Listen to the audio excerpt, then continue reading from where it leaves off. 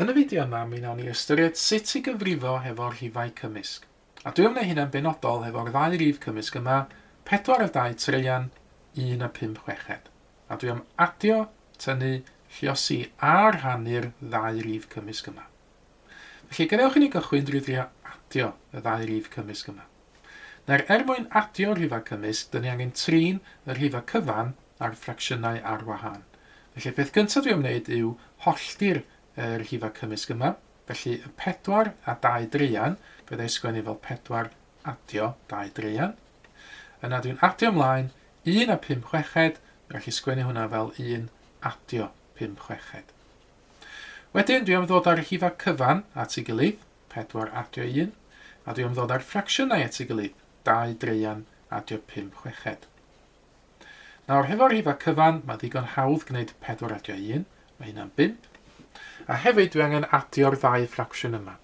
Nawr, dwi am fan hyn am ddewis ydych traddodiadol sy'n cael ei egluro yn y fideo yma fan hyn, mwyn adio y ddau ffracsiwn yma. Felly, dwi angen chwilio am y cyfenwadur lleiaf ar gyfer 3 a 6. A'r rhif yna ydy 6. Hwna ydy'r rhif lleiaf sydd yn tabl 3 ac yn tabl 6. Nawr, mae'r ail ffracsiwn dros 6 yn barod, 5 chweched. I gael y ffracsiwn gyntaf dros 6, dwi angen dwblu'r top a'r gwylod. Felly dwblu 2 ar y top i gael 4, mae jyst gwirio, mae dwbl 3 rhoi 6 iddi fi. Yna, mae gen i fi y 5 cyfan yma ar y cychwyn. Mi fyddai adio'r ffracsiynau yma nawr, gafodd yr enwadur yn hafal. Mae 4 chweched a 5 chweched rhaid 9 chweched iddi fi. Ac yna, y 9 chweched yma, fyddai symleiddio y ffracsiwn yma. Mae'r ddau rif yma yn tabl 3. Felly fyddai rannu y top efo 3, rannu y gwaelod efo 3, i gael 3 dros 2, neu 3 hanner. 3 hanner wedyn yn ffracsiwn pendrwm, newid hwnna fod yn rif cymysg, mae 3 hanner yn 1 cyfan a hanner. Ac yna, bron iawn yna nawr, mae 5 cyfan ac 1 a hanner yn rhoi ateb terfynol o 6 a hanner iddi fi i'r swm adio. Nawr, dwi am gychwyn eto nawr hefo yr un ddau rif cymysg, 4 a 2 dreian, 1 a 5 chweched, ond yn lle i adio nhw, nawr dwi am dynnu hein. Nawr, mae'r dechneg ar y cychwyn yn debyg iawn, dwi angen trin y rhifau cyfan ar y ffracsiynau ar wahân, felly dwi am hollti'r swm. 4 a 2 dreian fel o'r blaen yn 4 adio 2 dreian.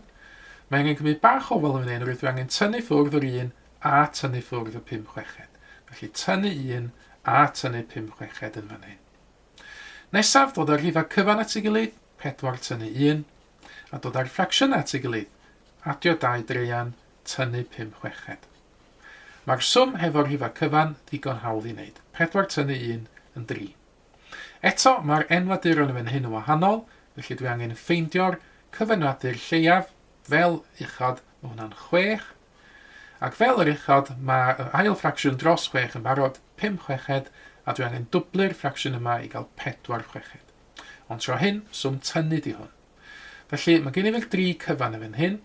Mae 4 chweched tynnu 5 chweched yn minus 1 chweched. Felly, beth sydd gen i fan hyn ydy 3 tynnu 1 chweched. Ac os dwi'n cychwyn efo 3 ac yn tynnu 1 chweched, beth sydd gen i fi ydy 2 cyfan a 5 chweched. Dyna di'r ateb i'r swm tynnu. Nesaf, yn ôl at y rhifau cymysg gwreiddiol, a tro hyn dwi am geisio lluosi y rhifau cymysg yma. Nawr ar gyfer lluosi rhifau cymysg, be dyn ni angen gwneud yn gyntaf ydy newid y rhifau cymysg i fod yn ffracsiynau pendrwm. Felly dwi am ddefnyddio'r dechneg o'r fideo yma nawr mwyn gwneud hyn. Ar gyfer y rhif cymysg gyntaf, mae 4 3 yn 12, 12 ydy 2 yn 14, felly mae hwn yn 14 treian. Ac yna dwi eisiau lluosi hefo 1 cyfan a 5 chweched, sydd yn 1 lluosi 6 yn 6, adio 5 yn 11 chweched. Wedyn, dwi am ddefnyddio'r dechneg o'r fideo yma ar gyfer lluosi ffracsiynau. Felly dwi angen lluosi'r ddau rifiadur, 14 lluosi 11, a lluosi'r ddau enwadur, 3 lluosi 6. Mae'r gwylodion ddigon hawdd i lluosi, 3 6 yn 18. Bach mwy o waith meddwl ar gyfer y ddau rifiadur. Nawr mae 10 lluosi 14 yn 140. Felly mae 11 gwaith 14 yn mynd i fod 14 yn fwy na 140, sydd yn mynd i fod yn 154. Nawr yn awr, ydy'n bosib symleiddio y ffracsiwn yma. Wel, gael y hein yn eilrifau, ydy dwi'n gallu symleiddio. Mae'n ei haneri y top, haneri y gwylod. Digon hawdd haneri y gwylod, hanner 18 yn 9. Mwyn haneri y top, efallai sy'n ni'n ystyried fod hanner 150 yn 75. Mae hanner y 4 yn 2, ac yna mae 75 adio 2 yn 77. Ffracsiwn pendrwm di hwn, newid ei rif cymysg. Sawl gwaith mae 9 ffitio yn ei 77. Mae 9 ffitio yn ei 77 8 o weithiau, mae 8, 9 yn 72. Ac i fynd o 72 i 77, mae gen i fi 5 yn weddill. Felly 8 cyfan a 5 seithfed ydy'r ateb i 4 a 2 dreian lluosi 1 a 5 chweched. Un math o swm ar ôl, na i reid hwn yn fan hyn, gyfeiriad lledeg allan o bapur, 4 a 2 dreian rannu efo 1 a 5 chweched. Nawr eto, debyg iawn i be nathon ni'n neud yn y cychwyn fan hyn, mae angen newid y rhifau cymysg i fod yn ffracsiwn a pendrwm. Dyn ni wedi gwneud hynna'n barod, felly 14 treian rannu efo 11 chweched ydy'r swm newydd. Nawr, gan ddilyn y dull yn awr o'r fideo yma ar gyfer rhannu ffracsiynau, mae'r swm yma yn awr yn mynd i newid i 14 treian lluosi hefo cilydd y ffracsiwn yma, neu'r ffracsiwn ben i lawr sydd yn 6 dros 11. Eto, swm lluosi efo ffracsiynau fan hyn, felly lliosi'r rhifiaduron, lliosi'r enwaduron. Y gwylodion digon hawdd i liosi, 3, 11 yn 33. Bach mwy o waith i liosi'r top efallai, swm ar ochr, 14 lluosi 6, 4, 6 yn 24, 1, 6 yn 6 a 2 yn 8, felly 84 dros 33. Ydy'n bosib symleiddio y ffracsiwn yma? Wel, ydy, roedd mae'r ddau rif yma yn tabl 3. Yn amlwg mae 33 yn tabl 3. Mae 84 yn tabl 3, roedd os dwi'n adio'r digidau, 8 a 4 i gael 12, mae 12 yn tabl 3. Felly fyddai rannu y gwylod efo 3 i gael 11, digon hawdd i wneud. Y top efallai bach mwy o waith meddwl, 84 rhan efo 3 ar ochr. Mae 3 ffitio ni 8 dwywaith, efo 2 dros ben. Mae 3 ffitio ni 24, 8 o weithiau.